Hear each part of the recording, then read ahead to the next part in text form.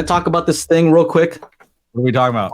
Oh, okay. We'll get to the guard comments in a little bit. We found out about how Atmos pans stuff. Yeah.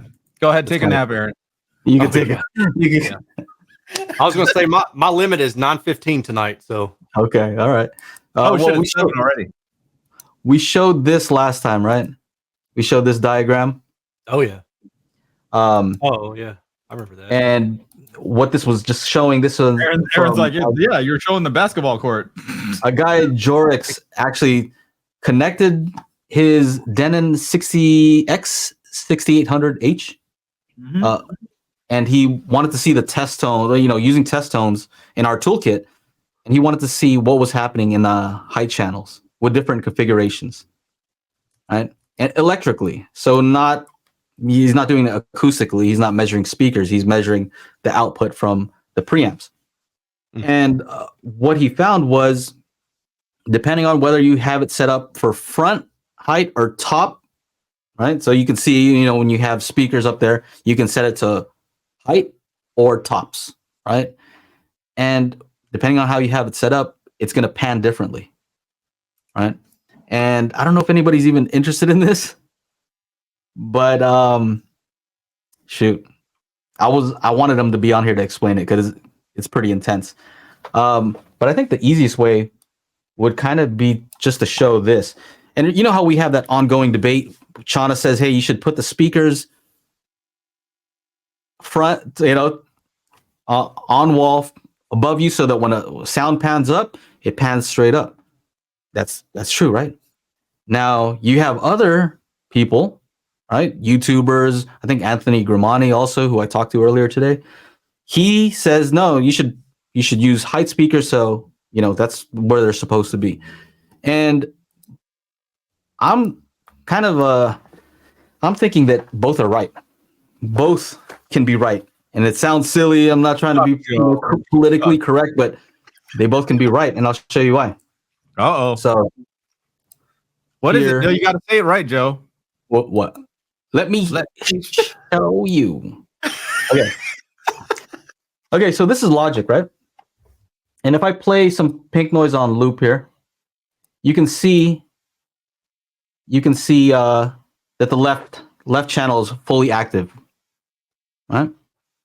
And then if I pan straight up, this is what we were saying. Okay, so if you pan straight up, now the left top speaker is fully active, right? But look what happens if you start moving this around here. Do any of the other speakers start panning yet? No. Right? It's not until you get here, 25% about. Yeah, 25%. Yeah. Where it starts to activate. Right? Also the same this way too. So right there, it'll start to activate. But over here, this is all dead space. Right? This is a dead zone. This doesn't do anything. So until you get to about 25%, there's no change. Yeah, there's no gradual change. Okay, into the room. Right? Yeah. So it's not until you from here to here there's panning, right? Yeah. From here to here, blank. Here to here, there's panning. Here to here, it's blank. Or not blank, but it's the same as being here. It's not exchanging hands with the other speaker, so to speak. Right. So no panning is actually happening. Now, what's crazy though is if on the ear level, it does change. Right? So the moment I start moving from here, watch. Boom, right away. Yeah. So the way that the heights work is not exactly the same as the ear level, right? Heights actually only work from here, around here, right? So what does that mean? That means that what Chana's saying it does say is true. If you want a sound that moves straight up, you do have to have a speaker that's directly above you. Because if you have a speaker up here, then it'll move like that, right? Because that's where the speaker is.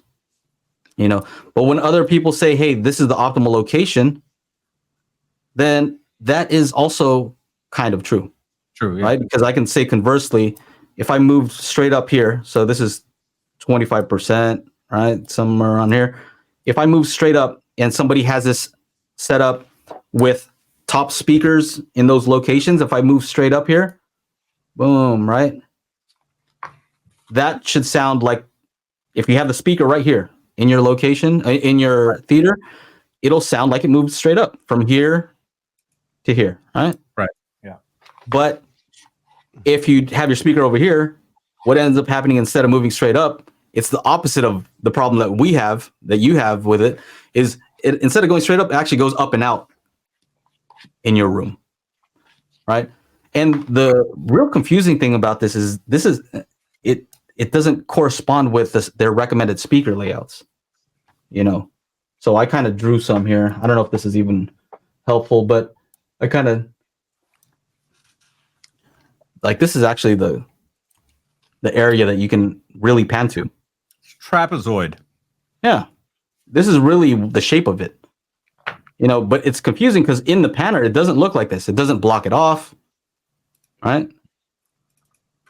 So that's one of the things. I'm also confused about the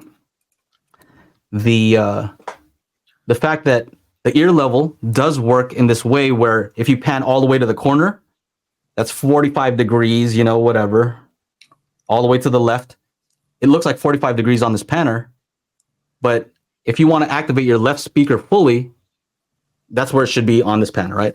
But your speaker is probably at 30 degrees, right? Because people recommend 30 degrees from zero, from the center, 30 degrees out. But this is not 30 degrees, which means that the ear level also doesn't correspond. Right? Change that over to the other panner. Okay, so go down to where it says object. Yeah, there you go. Yeah. So it has angle right there on the left. Set it to 30 or move it to 30. Okay, now hit play and look at the level meter. Yeah, 30 degrees is not just right. It has some left channel in it. Yeah. Yeah. Now once you go until I move it to 45. Well, actually, hold on a second. What's happening here? This is a weird one. Wow, did you have elevation hook? Maybe. Wait, which is this? This is the binaural panner. That's why you need the surround panner. Oh, sorry.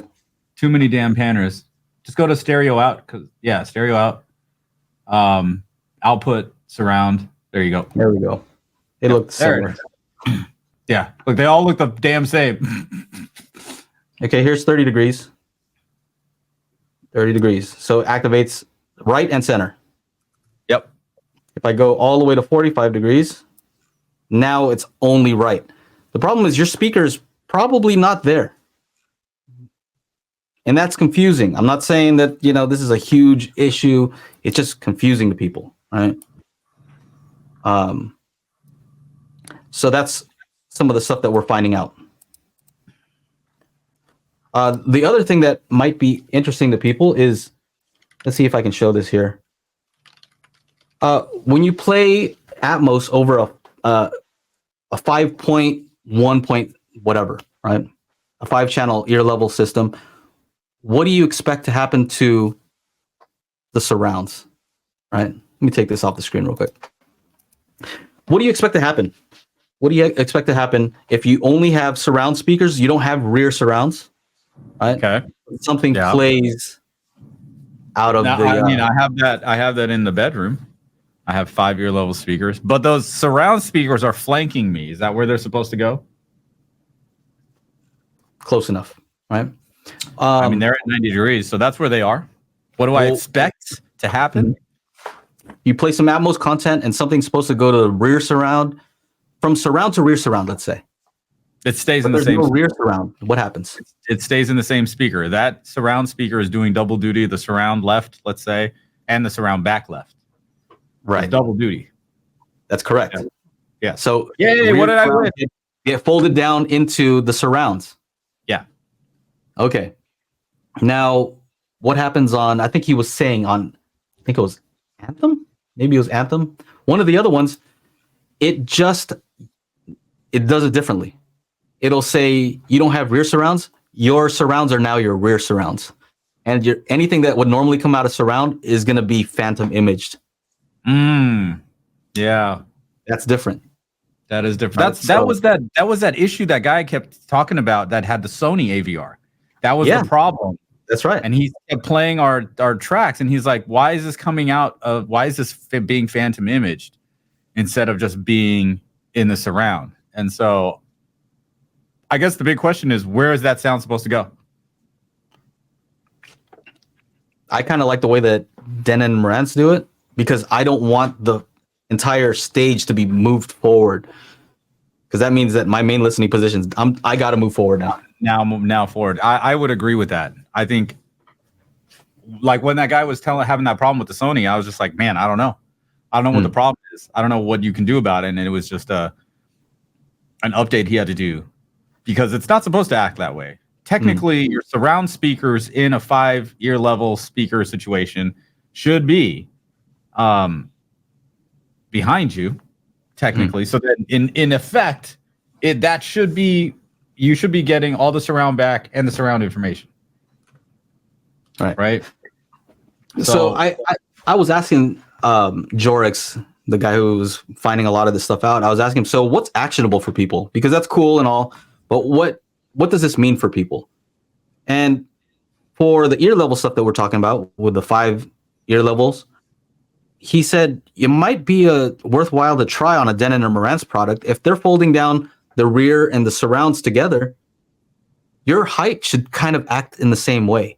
So if you're right back up against the wall, right, and you can't put rear surrounds, but then you have 4 height speakers, the recommendation might be front height, right? And instead of rear height, set them up as top middle. Yeah. Because what that'll do is it'll also do the same thing as your ear level speakers, where anything that would have been in the top rear, it is playing through the top middle. Yeah. So it shares it. And so at least you have some cohesion between what's happening in the heights versus in the ear level. So that's one actionable thing that you can do. You know why, Joe? You know why? Why? It's exactly what I said. We're mimicking the height layout with our ear level layout. Same thing. Yeah. Gotcha. Gotcha, bitch. Ah! So that's an actionable thing. As far as the heights, I think a lot of people ask, should I set up my speakers so we're using the height designation or the top designation? And I think the easiest answer would be set them up as close to your actual physical locations, right? So if you have them at 45 degrees above you, you have some in ceilings, set them up like that. Don't try to trick the system to do something it's not. They have these things built in so that it's the best for most people, So I don't think you'd get any more out of it aside from that last trick that we said, setting up as top middle. Top middle, yeah. Yeah. Any other questions about that? Because it's there's something about hey, Mike Ortiz says on the M-Wave podcast Sunday, Jonathan mentioned that he preferred 4 height speakers over 6 height speakers. He made the same complaints you guys had mentioned in the past. Okay. About 4 height speakers, I guess. So I would go with 6 if you can. Yeah. But one more thing I want to add about this, just because he did a lot of work on this, so I want to make sure to say as much of it as possible. Let's make sure we give an applause for Jorix, everybody. Yeah. And so if you have it set up as front and rear height, right? Front and rear height, then it starts to pan right away, from the front all the way to the back.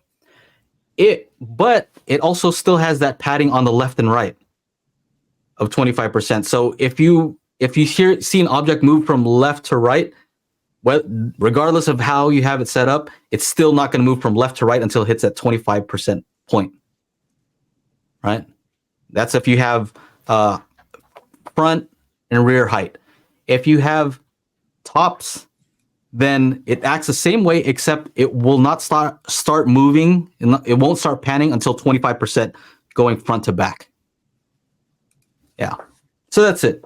Hopefully that confused all of you guys as much as I am confused, because this is all very confusing.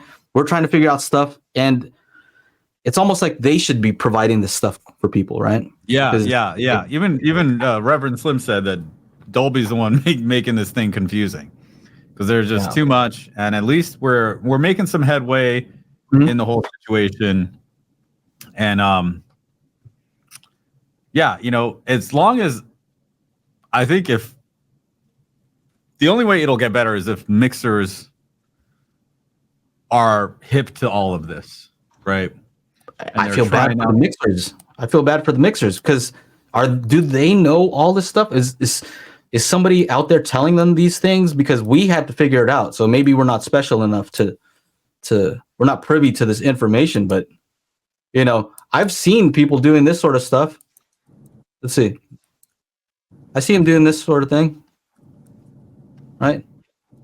We see the mixes that people do. Right? Yeah. So you'll see this sort of thing. They're moving it like this. It's all the way up, right? 100% max. Again, all the stuff that I said is relevant when height is at 100%. When it's like somewhere around here, it acts differently because it's using ear level speakers. Mm-hmm. But we've seen this before, right, Shauna? You go and they're kind of doing this whole thing. Boom, they're doing this. They're doing like these little movements here. Movies and all that kind of stuff. They're doing this whole thing. They don't know. This is not doing anything in a home mix. This whole thing, all this movement here does nothing. That's just going to stay still. Yeah. So, yeah, I think that's important to know. Anyway. Definitely. Hey, bring that up real quick. Yeah. Or did you close it? I got it. If any Atmos mixer happens to be watching, go to the right on the the other one, the renderer. Go to the right and click the little buttons on the right. Keep going right. All the way right. Same where you were on monitoring for that thing. And then click on down mix and trim. And then click on 5. Yeah, 5. All of those. Change that to not automatic. Manual. And here, just do this so people can see. Turn all those to 0. Click and drag it all the way to the right. Boom, boom. This needs to be set up like that for it to properly image in between stuff like front wides going into a 5 ear level speaker system and anything else. This is what needs to happen. Those trim and down mix settings need to be set properly, and they are set incorrectly by default. So there you go. I learned that from Mr. Nick Reeves. Very cool. You got to do that with everything 5 ear level speaker. I'm hoping these guys correct me if I said something wrong because there was a lot. And I was just like, dude, I hope I get this right. This is not my research, right? Let's see. Any corrections here? But it does. He said it would always apply to 25% clamping horizontally to the heights. But 25% front to back was dependent on the AVR setting. Oh. That makes it even more confusing. Oh, yeah, true. Because he said that if you have it to front height, middle height, rear height, it uses the whole square, whereas front, the in-ceiling version, it's brought in closer. Okay, so let me just ask, Reverend Slim, did I get everything right, or did I say anything wrong? If I said something wrong, correct me here, and I'll put it up.